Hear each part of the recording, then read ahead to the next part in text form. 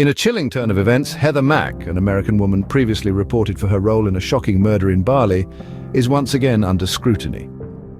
Now she stands trial in her home country.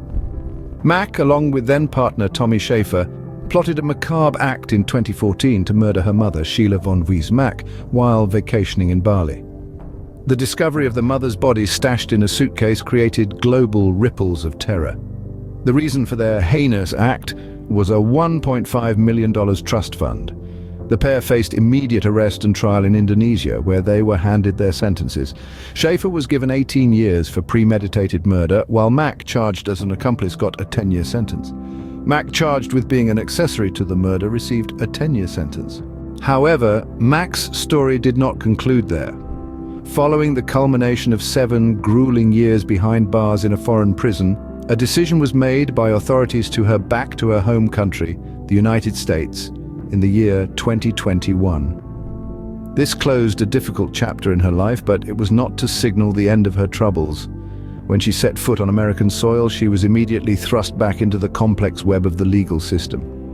Stepping off the plane in the bustling, windy city of Chicago, Mack was greeted not by her family or friends, but instead by the cold, iron grip of law enforcement officials.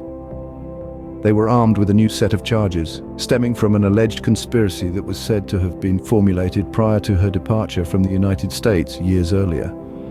She was arrested on these charges, marking another challenging chapter in Mack's life.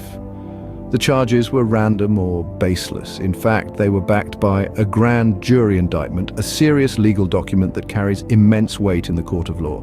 This indictment did not merely suggest, but directly alleged that Mack and a man named Schaefer had meticulously planned the murder that led to her initial arrest and sentence.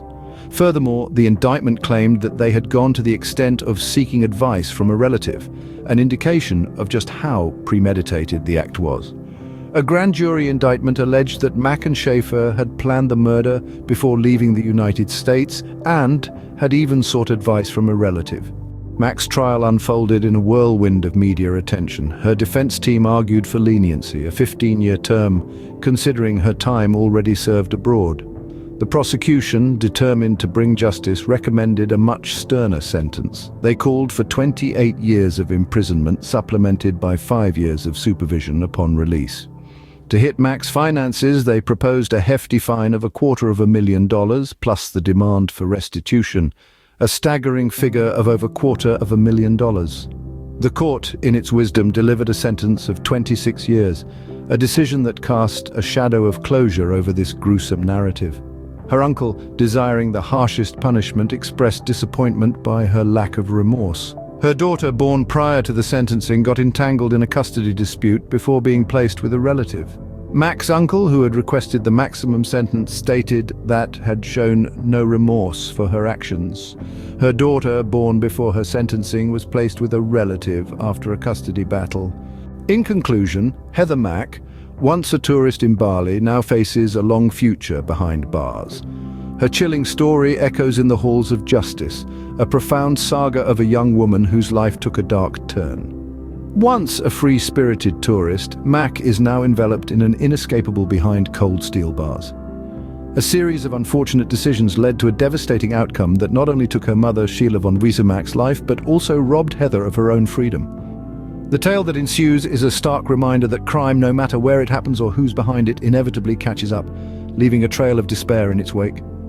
The idyllic shores of Bali, once a paradise to her, now symbolize the loss of liberty and a life that could have been. As she comes to terms with her actions, she's confronted with the grim reality of her punishment, a lengthy 26-year sentence. Her story continues to reverberate, serving as a cautionary tale to the world that actions have consequences and the law takes a stern view of such heinous crimes. We observe her journey from freedom to confinement with a heavy heart, reminding ourselves that justice, while harsh, is just in its dealings. As Mack begins her 26-year sentence, one can only hope that justice has been served for Sheila von Mack.